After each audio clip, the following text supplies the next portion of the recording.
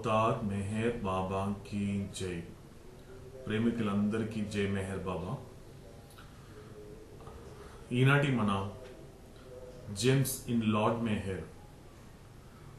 మెహర్ ప్రభు చరితంలోని ఆనిముత్యాలు భాగంలో ఈరోజు మనం leave everything to Baba and remain happy అంటే సర్వం బాబాకే విడిచిపెట్టి సంతోషంగానే ఉండడం అనేటువంటి విషయాన్ని గురించి బాబా చెప్తున్నటువంటి సంగతులు తెలుసుకుందాము.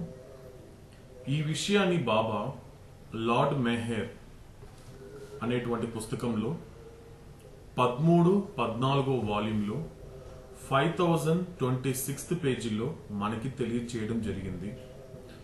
సో ఫస్ట్ బాబా ఏం చెప్పారో మొట్టమొదటిగా తెలుసుకొని దాని గురించి మనం డిస్కస్ చేద్దాము. బాబా మనకు everything, leave your pleasures to me, leave your pains to me and then you remain free. But it is a great thing, a difficult thing. Say you have 3 children and all 3 of them die at one stroke. Naturally, what can you say? You must not only say but feel, I leave all this to Baba. It is his wish, it is his pleasure.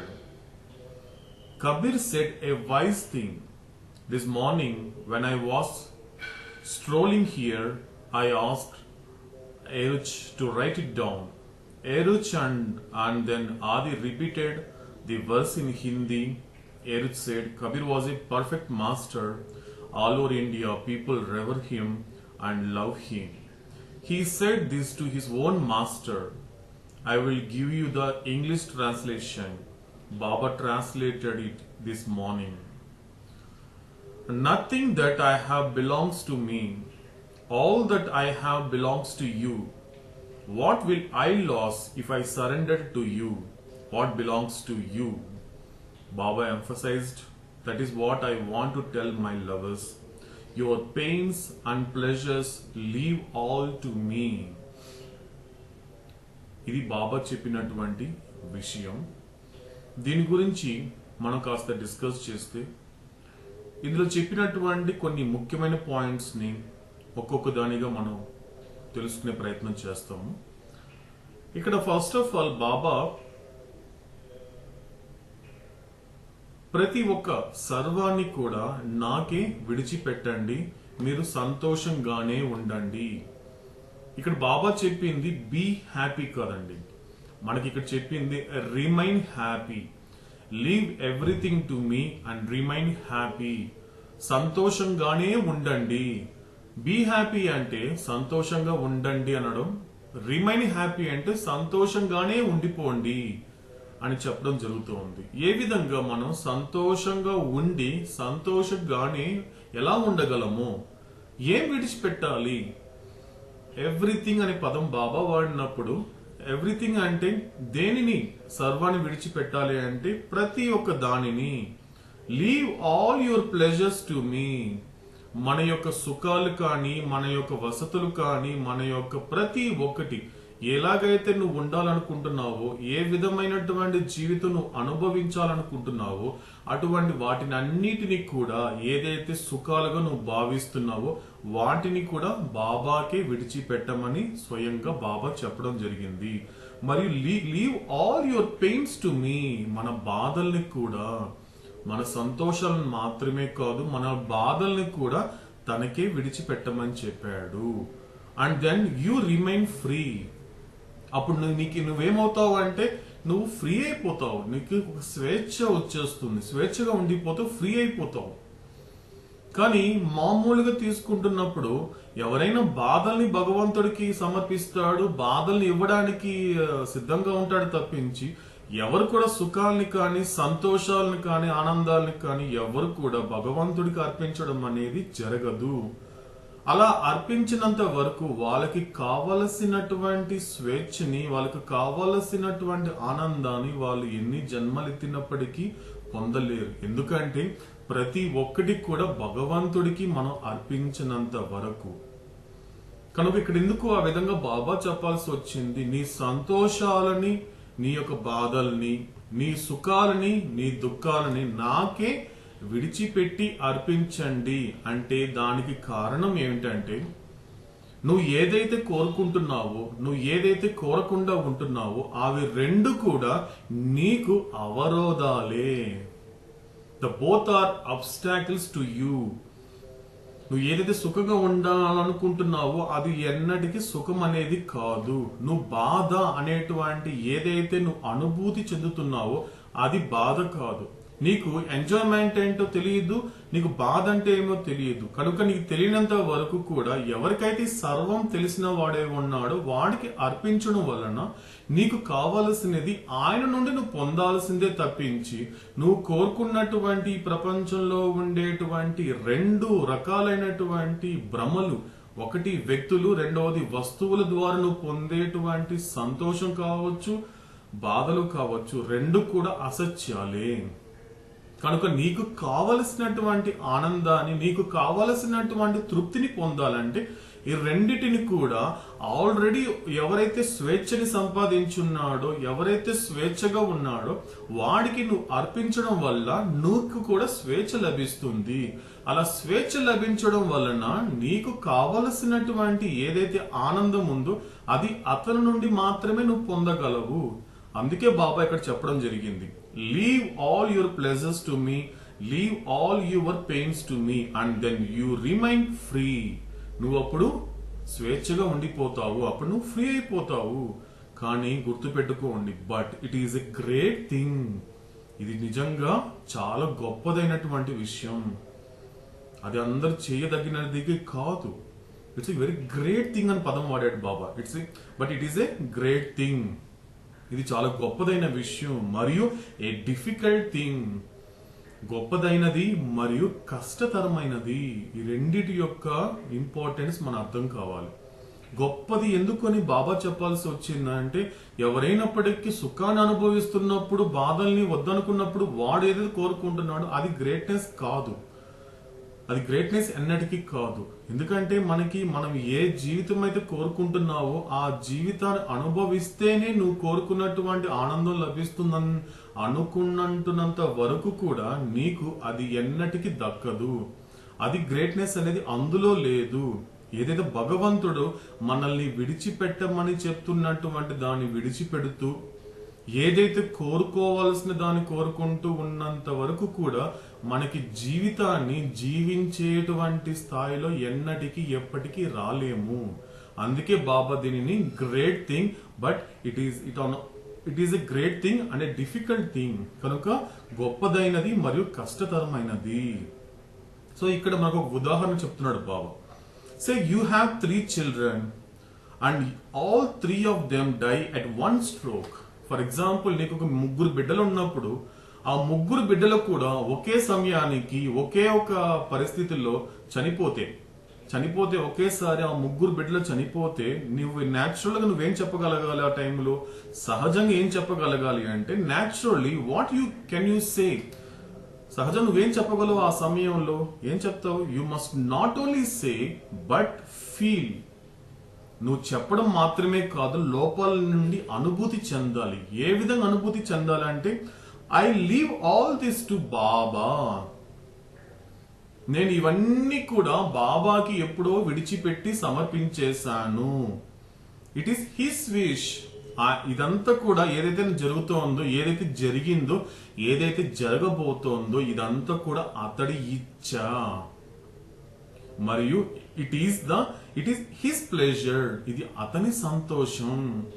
నాకు బాధగా ఉందన్న విషయం దానికన్నా అతడు ఆనందపడుతున్నాడు, అతను సంతోషపడుతున్నాడు. అతని ఇచ్చగా గనుక నేను స్వీకరించగలిగితే అప్పుడు ఆ స్థితింతా ఉన్నటువంటి స్థితి తర్వాత వచ్చేటువంటి పరిస్థితి కావచ్చు, పరిస్థితి తర్వాత నా అల్టిమేట్ డెస్టినేషన్ వచ్చేటువంటి గతి కావచ్చు, నాకు అన్ని సవ్యంగా సంతోషంగా హాయిగా ఉండగలుగుతాను. కనుక ఈ మాటలు కేవలం చెప్పడం మాత్రమే కాదు, లోపల నుండి అనుభూతి చెందేలా ఉండాలి. So you have 3 children, all of 3 them die at one stroke. What can you say? You must not only say but feel. I leave all this to Baba. It is his wish. It is his pleasure. So Kabir said one wise thing. ఇక్కడ కబీర్ గురించి బాబా మనకు ఒక ప్రస్తావిస్తున్నారు. కబీర్ ఒక చక్కని విషయాన్ని చెప్పాడు. This morning when I was strolling here, I asked Eruch to write it down. ఈ రోజు మార్నింగ్ నేను అటు ఇటు తిరుగుతున్నప్పుడు ఏరుచిని పిలిచి నేను ఏదైతే చెప్పబోతున్నానో ఒక కబీర్ చెప్పిన విషయాన్ని రాసుకోమని చెప్పాను. ఎరుచ్ అండ్ దెన్ ఆది repeated all the verse in Hindi. Eruch said Kabir was a perfect master. So మనకందరూ తెలుసు, బాబా చాలా సార్లు ప్రస్తావించారు ఈ విషయాన్ని. సో కబీర్ అనే వ్యక్తి ఒక సద్గురువు. సో మొత్తం భారతదేశం అంతా కూడా అతనిని ప్రేమించడం కానీ పూజించడం కానీ చేస్తూ ఉంటారు. So he said this to his own master. Kabir అనేటువంటి సద్గురు తన గురువుకి ఇదే విషయాన్ని తెలపడం జరిగింది. I give you the English translation. Baba translated it this morning. So Baba ఆ రోజు ఉదయమే ఆ హిందీలో ఉండేటువంటి ఆ యొక్క కబీర్ చెప్పినటువంటి మాటని ఇంగ్లీష్ లోకి ట్రాన్స్లేషన్ అంటే తర్జుమా చేశారు. ఏంటి అది అంటే, నథింగ్ అంటే ఇప్పుడు మనం తెలుసుకోబోయేటువంటి ఇది కబీరు తన గురువుకి చెప్పాడు. Nothing that I have belongs to me, all that I have belongs to you. What will I lose if I surrender to you? What belongs to you?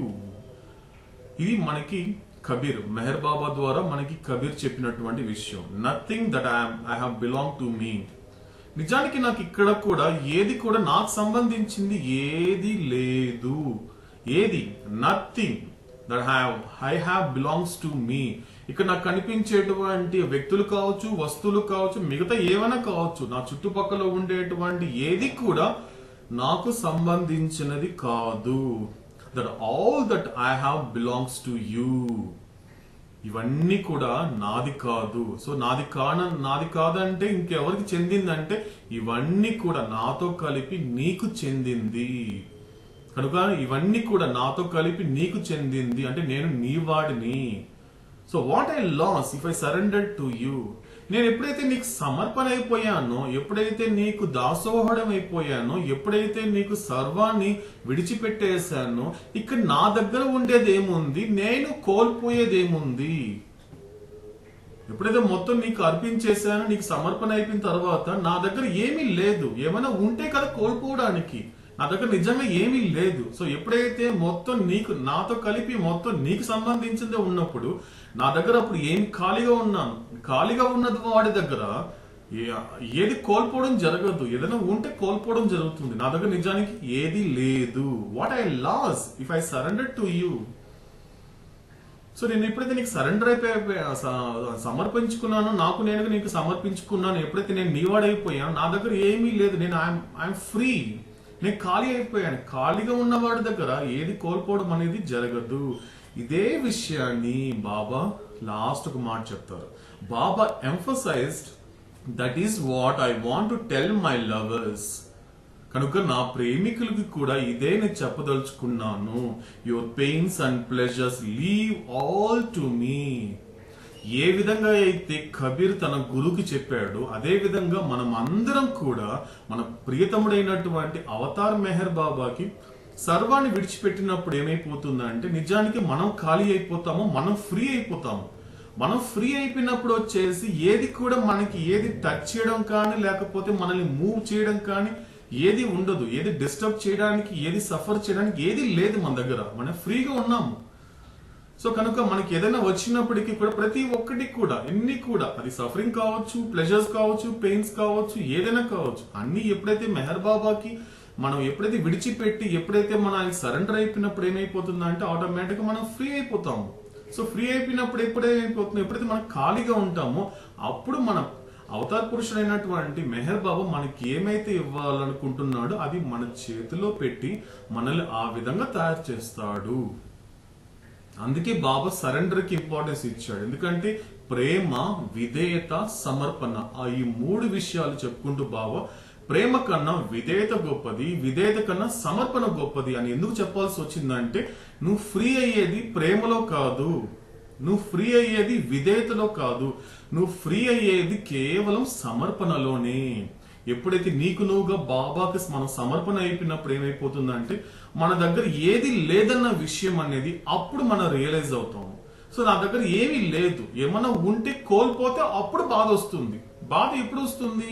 నాకు ఏదైనా నా దగ్గర ఉన్నటువంటిది ఏదైనా తీసుకెళ్ళినప్పుడు, నా దగ్గర ఉన్నటువంటి దాని మీద ఏదైనా నేను ఒక అటాచ్మెంట్ పెంచుకుంటున్నప్పుడు, ఉన్న దాని మీదనే అటాచ్మెంట్ పెంచుకున్నప్పుడు ఏమవుతుందంటే ఆటోమేటిక్ అది మనకు కావాల్సినటువంటి సఫరింగ్ ఇస్తూ ఉంటుంది. కానీ ఫస్ట్ సఫరింగ్ లా మనకు పరిచయం కాకపోయినా ఫస్ట్ మనకి హ్యాపీనెస్ ఇచ్చినట్లు ఇస్తూ మనకు కావాల్సిన సఫరింగ్ ఇస్తూ ఉంది.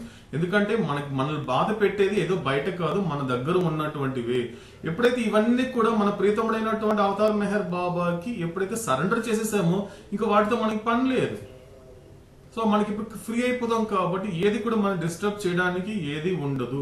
కనుక బాబా ఇటువంటి స్థితిని మాత్రమే మన నుండి కోరుకుంటున్నారు.